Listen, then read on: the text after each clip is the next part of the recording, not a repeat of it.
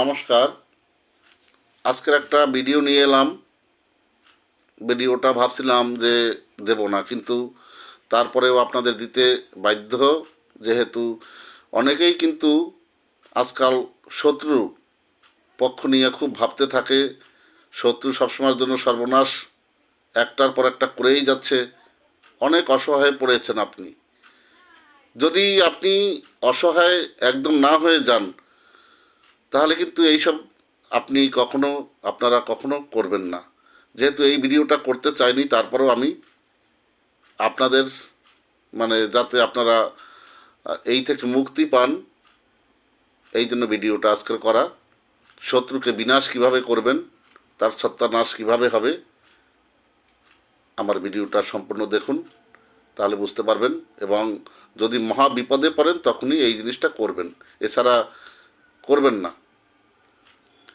প্রথমত অবস্থায় আপনি কি করবেন, ভালো করে মন দিয়ে শুনুন, ভিডিওটা দেখুন, তাহলে বুঝতে পারবেন। প্রথমত অবস্থায় এক দামে একটা পুতুল কিনে নিয়ে আসবেন। পুতুলটা যদি আপনার শত্রু সে পুরুষ হয় তাহলে পুরুষ পুতুল কিনে নিয়ে আসবেন, যদি মহিলা হয় তাহলে মহিলা পুতুল কিনে নিয়ে আসতে হবে। একই দামে পুতুলটা কিনে নিয়ে আসতে হবে। এটা শনিবার কিংবা মঙ্গলবার। এবারে খেজুরের কাটা সবারই জানা আছে, 101টা খেজুরের কাটা নিয়ে আসবেন। নিয়ে আসার পরে এবারে যথারীতি আপনি কি করবেন, আপনি শত্রুর নাম লিখে, শত্রুর নাম একটা সাদা কাগজে কালো কলম দিয়ে লিখতে হবে। এরপরে আপনি কাগজটাকে জ্বালাবেন, এবং জ্বালানোর যে পদ্ধতি, কর্পূর সবাই আমরা কিনে থাকি, 3 টাকা দামের ছোট ছোট টিকি আছে, ওগুলি পাওয়া যায়। কর্পূরের সাথে ওইটা জ্বালানো হবে।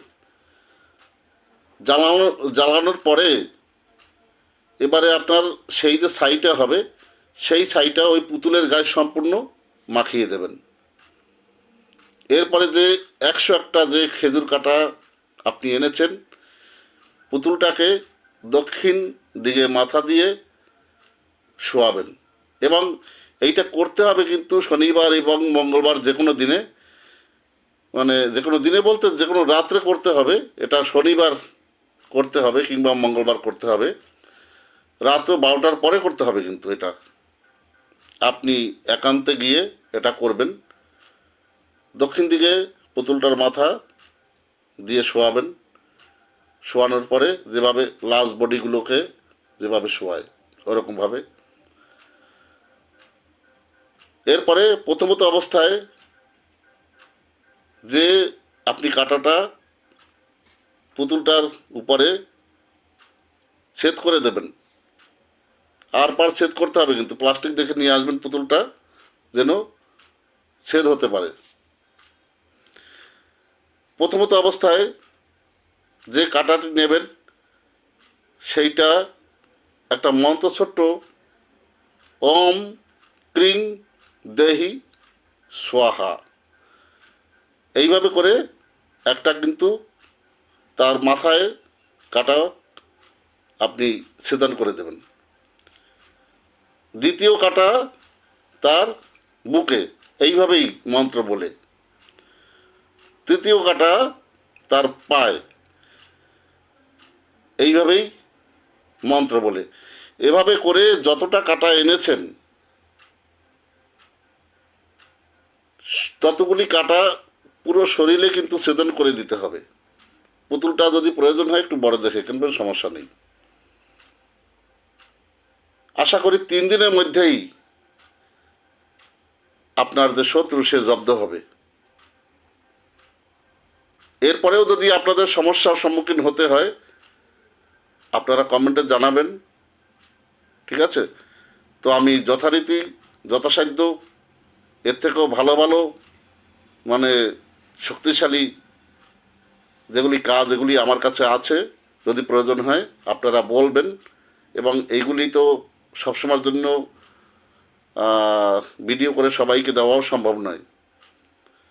অনেক জিনিস আছে সেগুলি মন্ত্রের দ্বারা হয়, সেগুলো আপনারা হয়তো পারবেন না, বললেও করতে পারবেন না। তো এই যে টোটকাটা বললাম, এই টোটকাটা করে দেখবেন, ভালো রেসপন্স পাবেন। তারপরেও যদি দেখেন কাজ হচ্ছে না বাই চান্স, তাহলে নিশ্চয়ই কমেন্ট করবেন কিংবা ফোন করবেন, আমি নম্বর দেব, যোগাযোগ করবেন। ভালো থাকবেন।